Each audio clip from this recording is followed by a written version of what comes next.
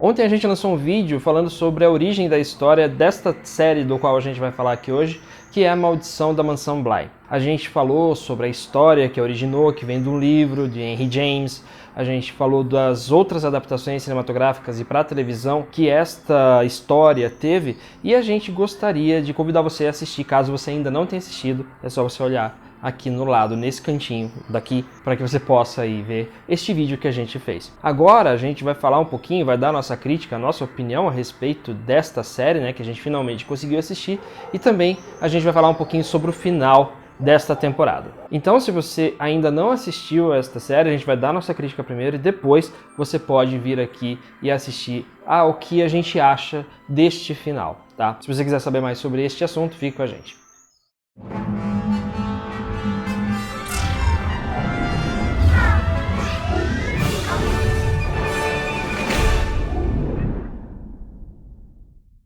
A temporada ela começa num ensaio de casamento, com uma misteriosa mulher recitando versos de uma música chamada O Willow Waly, de Isla Cameron. Um cavalheiro de meia-idade de origem étnica indiana se levanta para fazer um discurso sobre amor e relacionamentos. À noite, quando os convidados e os futuros marido e mulher se acomodam na sala de estar, a conversa quase inevitavelmente se transforma em histórias de fantasmas. A misteriosa mulher fala, informando aos outros que ela tem uma história de fantasmas para contar, mas ela avisa que é bastante demorada. O cavalheiro indiano então garante a ela que todos ali têm tempo, então ela começa a contar a história. Então a gente tem um pulo, um salto temporal para Londres em 1987. Uma jovem americana chamada Dani Clayton é contratada para servir como au pair, chique, né? De uma sobrinha e sobrinho órfãos do Lord Henry Wingrave. E posteriormente muda-se para a casa de verão da família, que é essa mansão, a Bly Manor, localizada em Essex. Para quem não sabe, au pair é babá, tá bom? É só um nome chique para chamar de babá. Embora os dois filhos, o Miles e a Flora,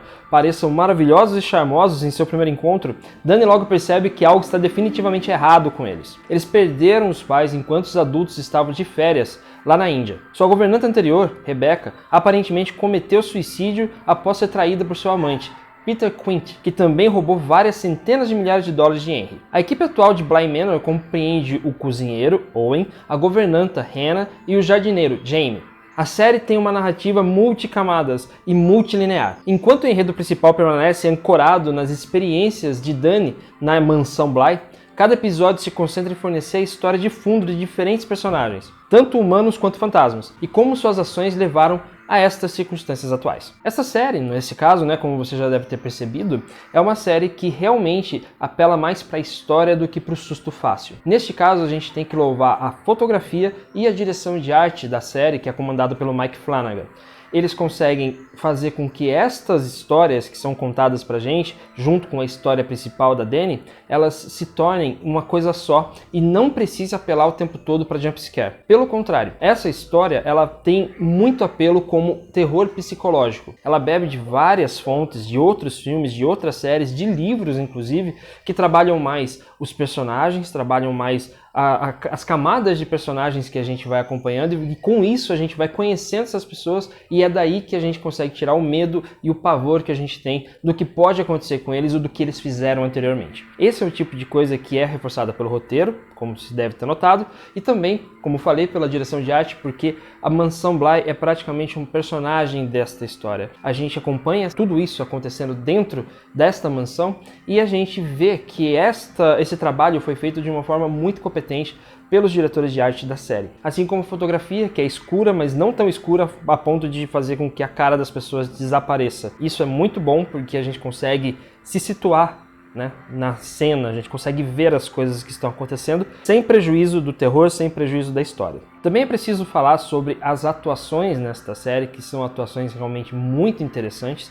Elas são muito boas, inclusive eu gostaria de destacar a presença do Henry Thomas, né, que já estava na primeira temporada, assim como boa parte do elenco voltou para fazer essa segunda temporada. Provavelmente vai ser uma coisa meio Ryan Murphy, assim, com American Horror Story, que ele tem uma trupe de pessoas que fazem as histórias diferentes em cada temporada, mas sempre são os mesmos atores, ou quase sempre. Aqui a gente tem mais um destaque para o Henry Thomas, que faz aí o tio dessas duas crianças e que ele tem aí algumas situações em que ele é chave. E isso é uma coisa boa para a carreira dele. Ele já fez Doutor Sono, né, no ano passado, ele herdou o papel do Jack Nicholson fazendo Jack Torrance, que é aquele papel do Iluminado, e ele também esteve na primeira temporada, como já falei. E ele também esteve no filme ET, o Extraterrestre. Ele era a criancinha que ficava junto lá com o ET, que achava o ET e tal, e enfim. Se você é mais velho ou você já assistiu o ET, você deve saber de quem a gente está falando. Enfim, é um conjunto de situações que transformam A Maldição da Mansão Bly em uma série imperdível para quem é fã de terror, mas se você está esperando susto fácil, você não vai encontrar aqui. É o tipo de série que trabalha esses personagens para que eles fiquem na sua cabeça depois que você termina a série,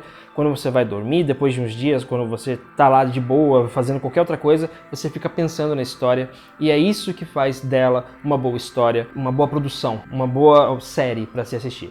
Por isso, para nós aqui do canal 5 Tons, esta série merece 5 estrelas. A gente faz questão de recomendar para você que você assista, porque vale muito a pena. É uma das principais que estrearam na Netflix neste ano de 2020, nesse ano da desgraça.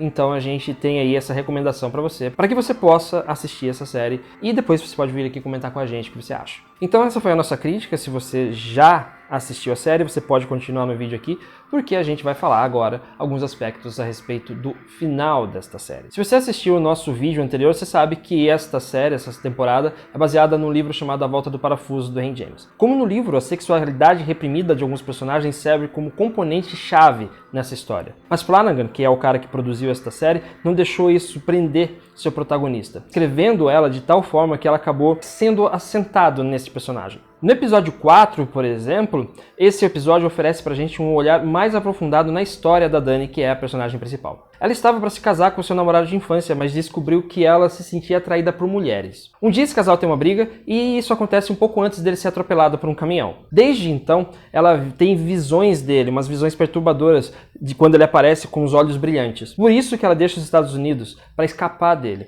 mas ele acaba seguindo ela até a Inglaterra. E uma constante nessa temporada é que todos os personagens estão sobrecarregados de culpa. O Henry, por exemplo, está cheio de culpa por ter um caso com a esposa do seu irmão antes dele morrer. Flora é sua filha, mas ele se distanciou dela e do irmão dela, preferindo se punir com o alcoolismo. Ele mergulha de uma forma muito grande dentro do alcoolismo. Por causa disso, ele criou até um alter ego baseado na última conversa que ele teve com o seu irmão. Então, a gente vê esse alter ego se desenvolvendo durante os episódios desta temporada. Os pais de Peter são vigaristas, que não tem problema nenhum em extorquir dinheiro. No episódio 7, está fortemente implícito que ele foi abusado sexualmente por seu pai quando criança. Hannah, que é o foco principal do episódio 5, foi traída pelo marido. Jamie, que é fruto de um lar desfeito, também cresceu em um orfanato. O penúltimo episódio se passa no século XVII e gira em torno de Viola e Perdita, que são filhas do então proprietário da mansão. Após a morte do pai, Viola se casa com um primo distante, de modo que a propriedade permaneceria dentro da família. Essa é a intenção. Pouco depois do nascimento de sua filha,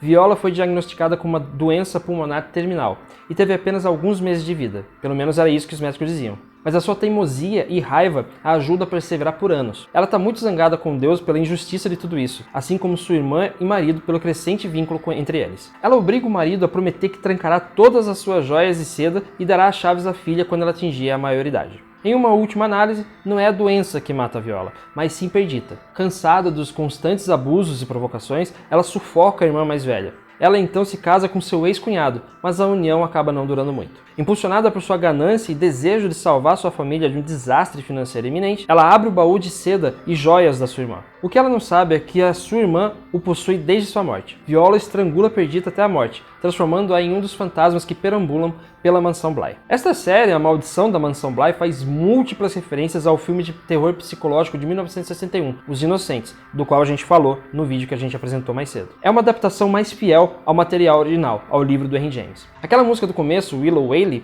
foi originalmente escrita para o filme e composta por George Auric. É também a mesma melodia que Flora cantarola ao longo da série. Na novela de James, o protagonista não tem nome. Ela é simplesmente referida como governanta. Em Os Inocentes, ela recebeu o nome de Sra. Giddens, do diretor Jack Clayton e dos escritores, entre eles Truman Capote. Aqui nesta série, Flanagan provavelmente está prestando homenagem a Clayton e ao seu trabalho, dando a Dani o sobrenome dele. Agora, voltando ao enredo, após a morte de sua segunda esposa, o marido de Viola vende a propriedade e sai com sua filha. Viola acha que eles levarão o baú com eles e ficarão juntos para sempre dessa forma. Em vez disso, eles jogam o baú num lago na propriedade. Nos séculos que se seguem, ela perde todas as memórias de sua vida, tornando-se um monstro sem rosto, grotesco e malévolo. Todos aqueles fantasmas que a gente vê nas bordas da tela, de um médico à criança, também um padre, também várias dessas coisas que aparecem, são vítimas da sua raiva. Mesmo aqueles que ela não mata diretamente, morrem por conta de suas ações. Ela mata Peter pouco antes dele fugir com Rebecca. Então possui Rebecca e a afoga na lagoa, prometendo a ela que eles ficarão juntos depois. Ela também convence Miles a deixá-lo possuí-lo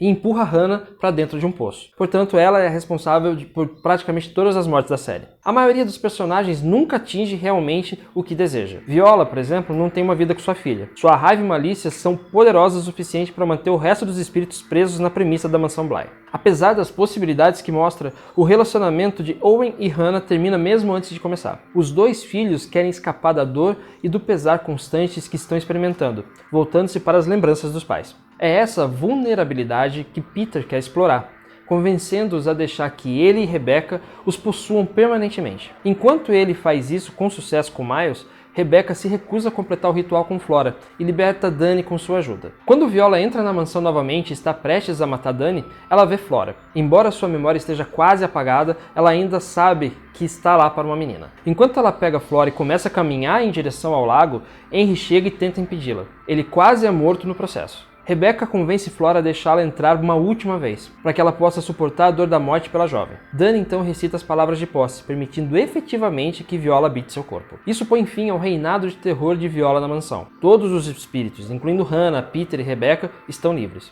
Owen parece ter trazido o Henry de volta, mas não sabe qual é a versão que voltou, se é o Henry real ou o alter ego dele. Isso não ficou claro na série. De qualquer forma, ele fica mais atento às crianças. Com o tempo, Miles e Flora esquecem completamente o que aconteceu com eles em Bly Manor. O relacionamento de Dani e Jamie se desenvolve lentamente durante a temporada. É com a ajuda do jardineiro que Dani consegue exorcizar o seu passado. Depois que ela se tornou anfitriã do espírito de Viola, as duas viajam para os Estados Unidos e acabam se estabelecendo lá. Elas vivem cada dia como se fosse o último, sabendo que Viola pode ressurgir a qualquer momento. Quando Dani começa a ver Viola em reflexos e um dia se impede de estrangular sua parceira, ela percebe que é hora de ir embora. Jamie a segue até a mansão Bly, onde ela descobre seu corpo no fundo do lago. Este acaba sendo o sacrifício final de Dani. Ela se torna uma versão muito mais benevolente do fantasma da lagoa, cujas memórias de amor e sua própria humanidade ainda estão intactos. A cena final leva o público de volta à sala de estar. É revelado que a mulher misteriosa é Jamie, o cavaleiro indiano é Owen e a pretensa noiva é Flora. Miles e Henry também estão presentes. Após o casamento, Jamie volta para o seu quarto. Ela move uma cadeira para que fique de frente para a porta, e a mantém entreaberta e adormece na cadeira. Depois de todos esses anos, ela ainda acredita que seu amor um dia vai voltar para ela. Logicamente, a gente teve que procurar, em vários sites para a gente poder completar esse nosso vídeo, porque a gente tem algumas informações que ficaram faltando, como referências, etc e tal. Isso a gente assume para você e a gente vai deixar aqui na caixa, como é o nome daquela caixa? Caixa de informações, a gente vai deixar os links que a gente usou para a gente formatar este texto que a gente traz para você agora. E se você tem alguma coisa a dizer a respeito desta série, se você gostou do final, não gostou do final, você deixa aqui nos comentários que a gente vai ter o maior prazer em receber aí a sua opinião, ok? Então é isso por hoje, muito obrigado a você que assistiu a este vídeo até aqui e a gente se vê no canal Cinco Tons. Um abraço e até logo!